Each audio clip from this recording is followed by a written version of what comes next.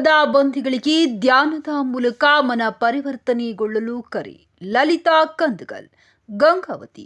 ಧ್ಯಾನ, ಜ್ಞಾನ, ಸತ್ಸಂಗ, ಸ್ವಾಧ್ಯಾಯಗಳು ಎಂತಹ ಕಠಿಣ ಮನಸ್ಸುಗಳನ್ನು ಕೂಡ ಪರಿವರ್ತನೆಗೊಳಿಸಬಲ್ಲವು ಎಂದು ಧ್ಯಾನ ಶಿಕ್ಷಕರಾದ ಲಲಿತಾ ನಾರಾಯಣ ಕಂದಗಲ್ ಅವರು ನುಡಿದರು.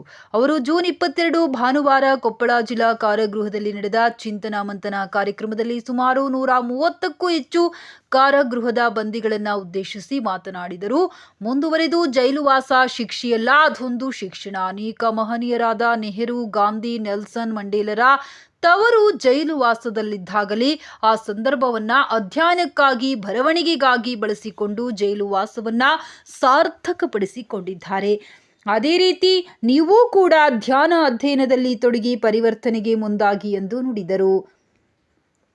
ವಿಶೇಷ ಆಹ್ವಾನಿತರಾದ ಡಾಕ್ಟರ್ ನಾರಾಯಣ ಕಂದಗಲ್ ರವರು ಬಂದಿಗಳನ್ನು ಉದ್ದೇಶಿಸಿ ಮಾತನಾಡುತ್ತಾ, ಪಶ್ಚಾತ್ತಾಪಕ್ಕಿಂತ ಮಿಗಿಲಾದ ಪರಿವರ್ತನೆ ಮತ್ತೊಂದಿಲ್ಲ.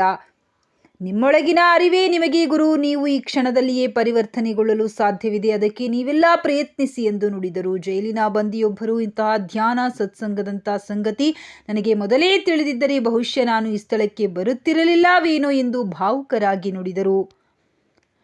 ಕೊಪ್ಪಳ ಜಿಲ್ಲಾ ಕಾರಾಗೃಹದ ಅಧೀಕ್ಷಕರಾದ ಅಮರೇಶ್ ಪೂಜಾರ್ ಅವರು ಅಧ್ಯಕ್ಷತೆ ವಹಿಸಿ ಧ್ಯಾನ ಶಿಕ್ಷಕರ ಸಲಹೆಗಳನ್ನು ಗಂಭೀರವಾಗಿ ಜೀವನದಲ್ಲಿ ಅಳವಡಿಸಿಕೊಳ್ಳಲು ಕರೆ ನೀಡಿದರು. ಮಾನಸಿಕ ಆಪ್ತ ಸಮಾಲೋಚನಾಕಾರರಾದ ಎ.ಕೆ. ಹಾವೂಜಿ ಅವರು ನಿರೂಪಿಸಿದ ಈ ಕಾರ್ಯಕ್ರಮದಲ್ಲಿ ಜೈಲಿನ ಸಿಬ್ಬಂದಿ ರಾಥೋಡ್ ರವರು ಪ್ರಾರ್ಥನೆ ಮಾಡಿದರು. ಜೈಲರ್ ಶ್ರೀರಾಮುಲು, ಸಹಾಯಕ ಜೈಲರ್ ಎಲ್.ಎಸ್. ತಿಪ್ಪೇಸ್ವಾಮಿ ಹಾಗೂ ಜೈಲಿನ ಇತರೆ ಸಿಬ್ಬಂದಿ ಉಪಸ್ಥಿತರಿದ್ದರು.